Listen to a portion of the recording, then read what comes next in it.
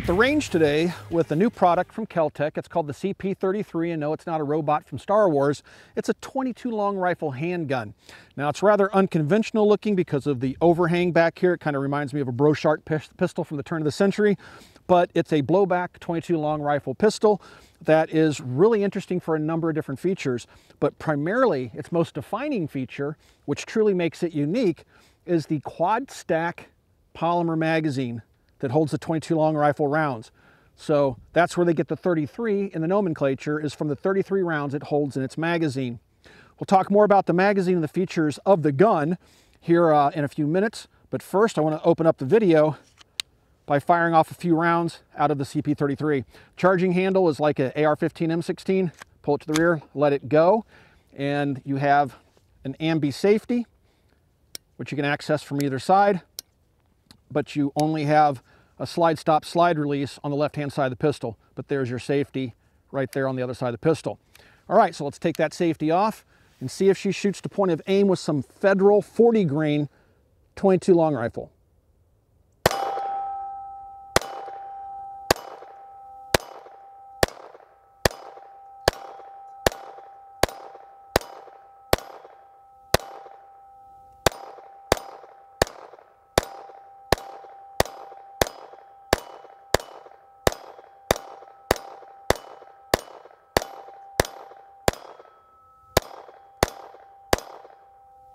All right, well, she cycled all those rounds just fine. We did have it out shooting it before this video, and we didn't have any problems with the Federal ammunition, which is why we chose to use it this afternoon. As with most .22 pistols, you're going to find they favor a certain type of ammunition. The owner's manual tells you to pick a .22 round that has a bullet weight of at least 40 grains, which the Federal ammunition that we're shooting this afternoon does.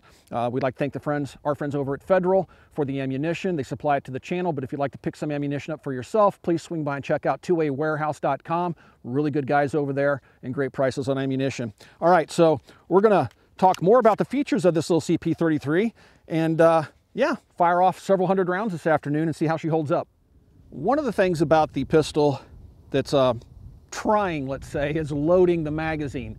You definitely want to read the instruction manual before you start to load the magazine, because you don't want to have what's called rim lock. The .22 long rifle cartridge has a rim at its base, and quad stack magazines like the Surefire 60s and even some of the quad stack magazines that the Russians experimented with, I never found them to be all that reliable. And those are rimless cartridges.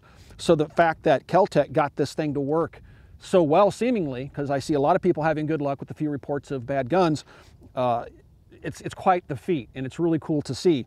So the magazine's transparent, so you can actually see how the rounds are stacking. So while you're loading it, you can make sure that the rims aren't getting rim locked, which I'll show you here in a moment.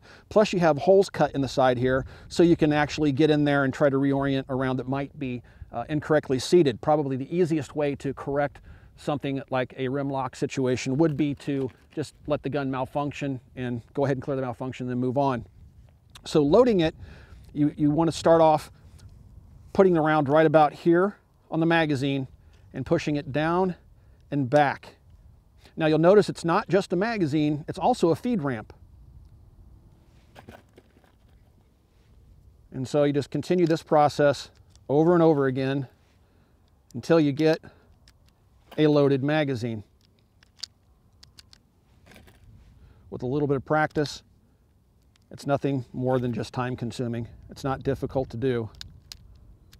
And the magazine really kind of keeps you from screwing it up, but I'm sure you could actually get one rim overlapping the other one if you tried hard enough. All right, now we have the magazine fully loaded, and you can see how the follower compresses down on the spring. You can see how the rounds are stacking in the magazine, and you can see how the rims are properly oriented inside the magazine. Let's take a look at what comes in the box, but first I want to let you guys know that our friends over at Big Daddy Unlimited, which is BDU, they go by BDU or Big Daddy Unlimited, sent us this firearm for review. We have no money in the gun. The nice thing about working with BDU is the fact that they'll send out anything that we request, and they don't care what we say, either good or bad. And what is BDU? It's a buyer's club. So if you want to join for a small monthly fee, you can get in and basically cut out the middleman and buy all sorts of stuff related to firearms. So check them out. So what does come in the box? Well, this is the box it ships with. You got your California warning on here that this gun can cause cancer or reproductive harm. Okay, doesn't say anything about death by lead poisoning, but I guess that's assumed. On the inside, you'll find your pistol and 2 mags. One will be in the gun and one will be laying off to the side.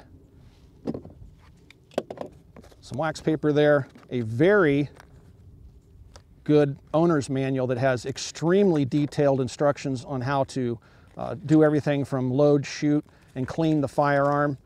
Nice big color graphics. It's really a good manual. Some Kel-Tec swag, stickers for your window of your car, things like that, and the mandatory gun lock, and some more Kel-Tec swag, and a flag safety. So these things are retailing for right around $475, and that's what the MSRP is for them. So you'll find some people selling them for a little bit lower, but you also see people out there selling them for $500 or more. But the MSRP from Kel-Tec is $475. So it's not an inexpensive handgun, and some people have complained that the construction seems cheap for the price. And I mean, it's a Kel-Tec. So in typical Kel-Tec fashion, they've taken 2 pieces of polymer and bolted them together. The upper of the firearm has regular 1913 pick rail across the top. It is, you know, from front to back, all one piece. You have fiber optic day glow sights, both front and rear. The rear sight is adjustable for both elevation and windage with a flat head screwdriver. The charging handle is just kind of free to move back and forth. Unlike an AR-15 M16, it doesn't have a little hook that catches on the receiver. It's just kind of a friction fit holding it forward, but that's not that big of a deal. The gun has ambi safeties, as we've talked about, and on the bottom here we have a rail that has M-lock, one M-lock slot on the bottom, which is held in by 2 screws, which leaves it open to further modification either by Kel-Tec or by the third-party marketplace out there that might spring up to make accessories for the gun, which is already happening, which brings me to another feature of the gun. Here on the rear you have looks like what are tiny sling swivels. And you're seeing people making things like a single stud for a QD mount, and I believe there's even braces out there now for this pistol that attach via those 2 little, looks like miniature sling mounting points, strap sling mounting points. The one feature of the gun that really is off-putting to me, but easily, you know, I can get over it, is the fact it's a heel release system like a European style. I've read some reports of people with big meaty hands squeezing the gun tightly and hitting that release, but the magazines fit fairly tightly into the magazine well, but you know, gravity does its thing sometimes, and if that magazine slightly drops out, it could cause a malfunction. I don't have that problem, or at least I haven't to this point. So in the upper aluminum receiver, we have screws holding all sorts of things together. The weapon's empty, no magazine, chamber's empty. It also has a threaded 1/2x28 muzzle for suppression. We'll put a silencer on it, do some shooting with it here. So it seems like Kel-Tec pretty much thought of everything when they designed the gun. It's kind of like, I don't know, when I first started looking at the internal design of the gun, it's almost like a Ruger 1022 in a pistol form. So it's very simple, blowback operated, and mostly ambi, with the slide stop only really being accessible to the right-handed shooter. If you're a left-handed shooter, you're gonna have to use your index finger or something like that, because this is not present on the other side of the gun. So overall, for a right-handed shooter, I say the ergonomics are pretty good. Kel-Tecs generally feel pretty good, and this thing is pretty much in line with the other 22 products that they offer out there, like the PMR 30 and the CMR 30 and all the other stuff. To load it, you take your quad stack magazine. I look at that and I think it just looks so cool. I never thought I'd live to see the day that somebody could actually design a functioning quad stack 22 long rifle magazine. Now what's another interesting point is, in a Truth About Guns article, somebody had 3D printed a mag extension increasing the capacity to 50 rounds, and they said that they had good luck with it. So I don't know if that's a product that's on the market yet or not, but I'm gonna look further into that now that I read about that actually this morning. So I'm gonna go ahead and insert the magazine into the pistol. It'll lock into place very firmly. Like I said, even if I hit the button and shake it, the magazine's not falling out. It's one of those magazines you're gonna have to strip out. To charge it, grab the T-handle, if you will, pull it to the rear and let it go, and the gun's loaded. The trigger on this thing is surprisingly good. I would say, dare I say, it's almost a match trigger. Very clean break. And no real reset feel.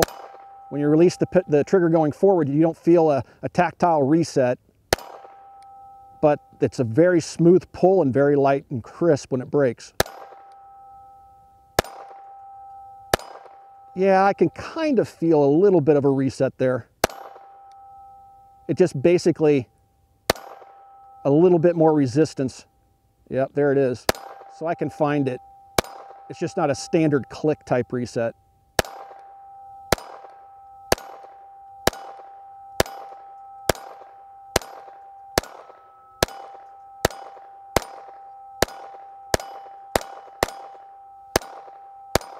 Of course, it goes without saying there's zero recoil.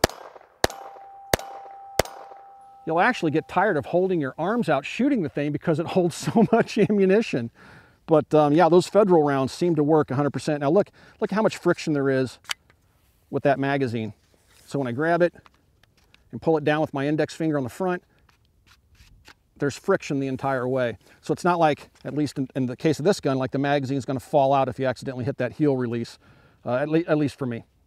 I'm not saying other people aren't having problems, but it just seems kind of hard for me to see that magazine falling free of the gun unintentionally. So here's another quad stack mag, same Federal 40 grain ammunition. To charge it, since the bolt's already locked to the rear because it was a last round hold open, I'm just going to reach up with my thumb, hit this lever, and it chambers around. Looks like my sights are a little bit right and low.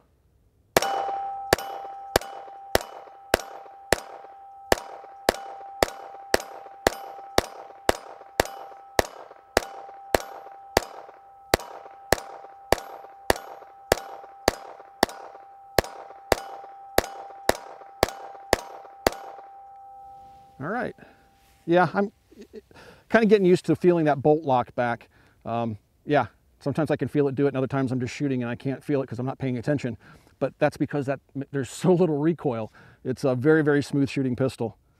You guys know me. I like to go to extremes. So when I decided to put a red dot on this handgun, why not go with a Comp M2 with an American Defense mount on it?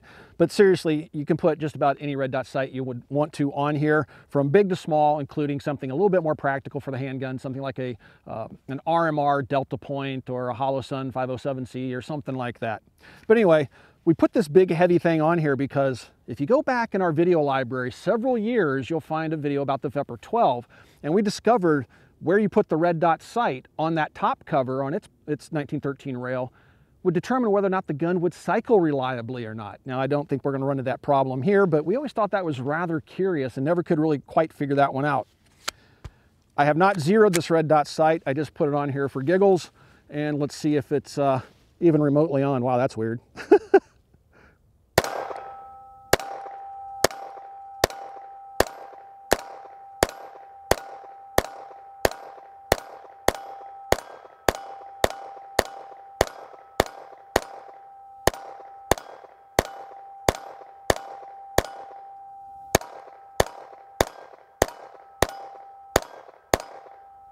Well, what do you know? The sight's mostly on. That's pretty cool. Drop that mag out, pull that mag out, and grab another one here. Let's see just how on it might be. So there's a malfunction. That's the first one we've had, and that was me using the bolt hold open as a bolt release. So let's go ahead and just pull the bolt to the rear. Give it one more shot at it. You can see it's aimed perfectly for the chamber there. Just didn't have enough oomph. Chambered just fine. So using the slide stop as a slide release might not be your best option. Go ahead and just use the charging handle.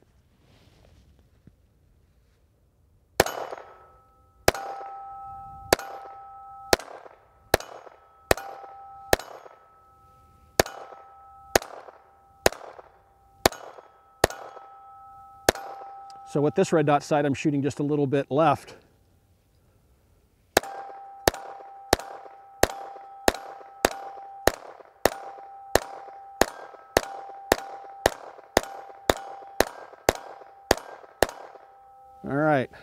There we go. So far, we've had no malfunctions to speak of with the actual cycling of these quad stack magazines. Only thing I wish I had was more of them, because man, is it laborious loading these darn things. So we have the handgun all kitted out with my old Gotti Comp M2 aim point, which is still an awesome sight. I think I've changed the batteries in it once over the last decade that I've owned it. But let's go ahead and put a suppressor on the gun now and just totally trick it out. So the bolt's locked open, there's no magazine in the gun, so I'm gonna go ahead and put my hand in front of the muzzle here for you guys. The suppressor that I'm putting on here is a Spikes Tactical 22 silencer. And this silencer we've actually put on an AR-15 and fired 10 rounds of 5.56 through it. But it still functions just fine. So I'm gonna screw that on, make sure it's snug. Now in my left pocket, I have 40 grain subsonic Federal loads. And in my right pocket, I have 40 grain subsonic CCI loads. All right, so I'm gonna go ahead and charge the gun. And let's see how she sounds. I'll shoot into the dirt so you guys can kind of hear it.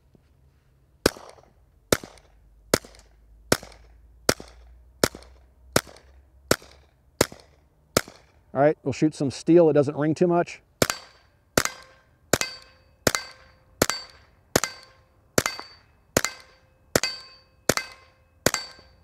Jeez, that thing is accurate. I'm just yanking the trigger and it just put those rounds on top of each other.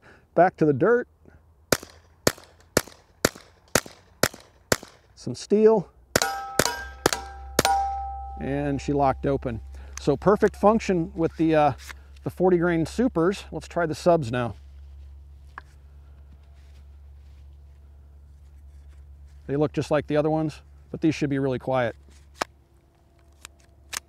You know what, 22s, I'm curious. I just want to hear what this sounds like. Don't do this, guys, because it's, even though it may meter below 140 decibels, it's still, even if it's metering at 130, 135 decibels or whatever it may measure, I don't know, multiple exposures to sound levels that high can still be damaging to your hearing. I'm just curious how quiet this is. Oh, good grief. Okay, it didn't cycle. I just saw the spent case barely limp out, and then I got a click, no bang. So I don't think it fully cycled. Nope, it didn't pick up another round. But the recoil and the sound, it was so quiet. I heard a click of the striker, or the hammer, I guess it is. And yeah, it's just not going all the way back.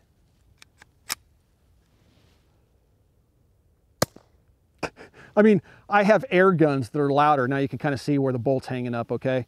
So it's getting clear enough to actually eject the spent case. It's just not traveling far enough rearward to actually pick up the next round in the magazine. We'll go ahead.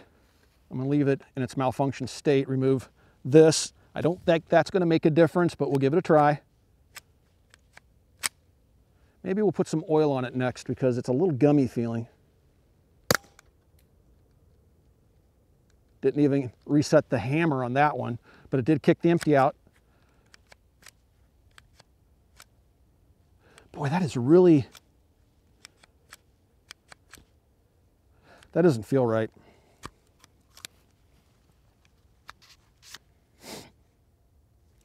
The bolt feels sluggish. No? Yeah, it's hanging up right there. It's hanging up on its own hammer. I'm gonna have to take it apart and see if some sort of material got back into the fire control group, because it's hanging up now where it wasn't doing that before. So maybe it will work once we figure out why this is hanging up. Be right back. Today is a different day.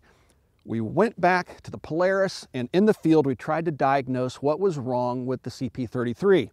The first thing that jumped out at us was that on the bolt, on the underside of the bolt, there was a little tiny roll pin that had come out of its hole and was dragging against part of the aluminum housing that holds the fire control group in the lower of the handgun. And so it had gouged a nice little trough into that aluminum, and that's what was hanging up initially. So we went ahead and restaked that little roll pin back into its hole, put the gun back together, but things seemed to be worse. The bolt was sticking so badly to the rear that we were now banging it muzzle down on the tailgate of the Polaris just to get the bolt to go home. Something else was causing friction and we couldn't figure it out in the field. So we went back to copper, and the next day we were going to box it up and send it back to Kel-Tec for service. But before we did that, it was driving me nuts because no parts appeared to be broken. Nothing fell out of the gun when we took it apart. You know, a broken piece didn't fall out. Nothing was rattling. Something was causing that friction on the bolt, and it had to be a simple problem. So Jason had the lower half, I had the upper, and I'm taking a look at the bolt moving freely in the upper, and Jason's looking at the lower, and I just said, hey, Jay, check all those countless screws and see if one of them is loose. And the second I said that, he had already identified a flathead screw inside the trigger group that had walked out of its hole, and it was right up next to the hammer. And when we tried to run the bolt over it, the bolt was hanging up on the head of that screw. Put some Loctite on that screw, tightened it back up, put the gun back together, and now it cycles and functions as it should. So the moral to that story is this handgun is held together by a whole bunch of screws. I found no evidence of any Loctite on the screw that had walked out. If you start having problems with this gun, you're probably going to find that it might be related to one of the many screws that's used to hold it together coming loose. I'm going to go ahead and take screws out, put some Loctite on them because I really like the way the gun shoots. But for $475 or even $500 or more that people are asking for these things, those screws really should be already Loctited from the factory. You shouldn't have to go in and tighten all your screws up to keep your handgun working. So now we have some more of the 40 grain Federal ammunition, and we've been firing it this morning without issue. We did find that the CCI subs didn't work in this gun and also didn't work in my Ruger Mark IV pistol. So the CCI subs just don't run with a suppressor or without on either one of my guns.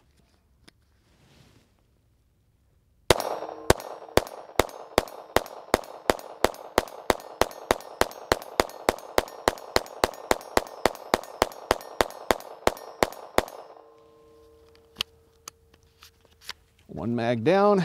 Sadly, we only have two, and it takes a long time to load these things up.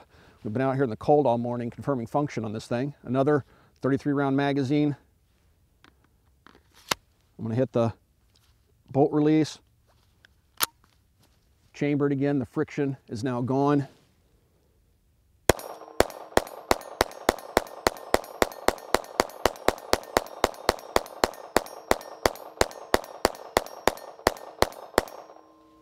So there you have it.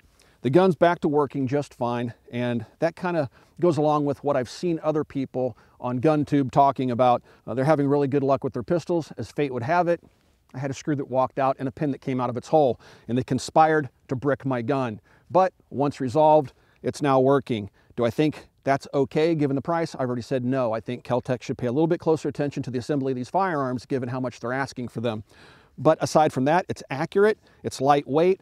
The quad stack magazine, we had zero issues with the quad stack magazine through hundreds and hundreds of rounds. So really, it's quite innovative. It shoots really, really nice, has a near match grade trigger, has really good iron sights on it, and has that pick rail if you want to put a red dot on there. It just seems to check all the boxes except for the quality of construction. Guys, if you would like to support us here at the Military Arms channel, the best way to do that is to become a Patreon supporter. There is a link down below. We don't take money from the gun companies. We're supported by you. That means we're beholden to you, not the gun manufacturers or importers. So consider becoming part of our Patreon family. If you don't like Patreon, we also have a link down below to Subscribestar, where you can also support us over there. And last but not least, please swing by and check us out at coppercustom.com. Thanks for watching. Almost 12 years now, come 2020. Wow, thank you guys for over a decade of watching the channel. We couldn't do it without you. Take care.